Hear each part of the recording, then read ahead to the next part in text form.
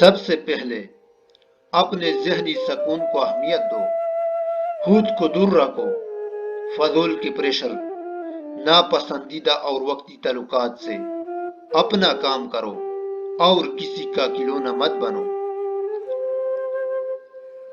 آج تک کسی نے تمہارا خیال رکھا؟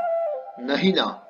جب تم خود ہی اپنی ذات کو اہمیت نہیں دو گے تو کسی اور کو کیا ضرورت پڑی ہے تمہارا خیال رکھے؟ اپنے وجود کی خود قدر کرو۔ اگر آپ کسی سے توقع رکھتے ہیں کہ وہ آپ کے ساتھ اچھا رہے گا کیونکہ آپ اس کے ساتھ اچھے ہیں، تو یہ بالکل اسی طرح کی توقع ہے کہ شیر آپ کو نہیں کہے گا کیونکہ آپ بھی شیر کو نہیں کہتے۔ زندگی میں اتنے مصروف ہو جائے کہ پچھتاوا، دکھ، نفرت اور ڈر کے لیے وقت نہ بچے۔ یاد رکھے، زندگی میں خالی شخص ہی سب سے زیادہ دکھی رہتا ہے۔ زندگی کبھی بھی آسان نہیں ہوگی، تمہیں خود کو مضبوط بنانا ہوگا۔ اگر آپ کے اپنوں کو بھی شک ہو گیا کہ آپ کمزور پڑ رہے ہیں تو وہ آپ سے دور ہونے لگیں گے۔ انسان اپنی منفی سوچ سے ایسے ہی ناکارہ ہوتا ہے جیسے لوہا اپنی طاقت کے باوجود اپنے ہی زنگ سے ختم ہو جاتا ہے۔ مثبت سوچے، اس جذبے میں اتنی طاقت ہے کہ یہ آہستہ سے ہی لیکن حالات بدل دیتا ہے۔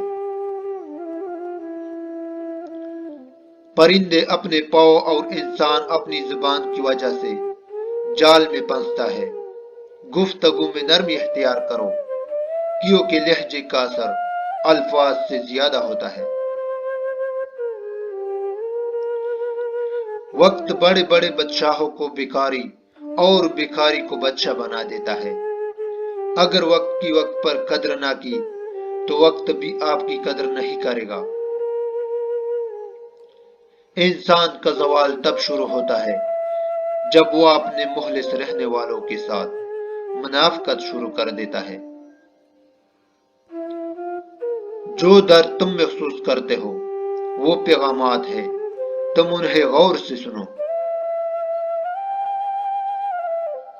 بہت سے نقصانات انسان کو اس وجہ سے پہنچتے ہیں کہ وہ لوگوں سے مشورہ نہیں لیتا۔ خواہشات اپنی مرضی سے اٹھا ہوا بوجھ ہے۔ اگر اپنی پرواز بلند رکھنی ہے تو اپنا بوجھ ہلکا رکھے۔ نفس چار چیزوں سے ہلاک ہو جاتا ہے: خاموشی کا خنجر، بھوک کی تلوار، لوگوں کے مجمع سے الگ تھلگ رہنا اور کم سونا۔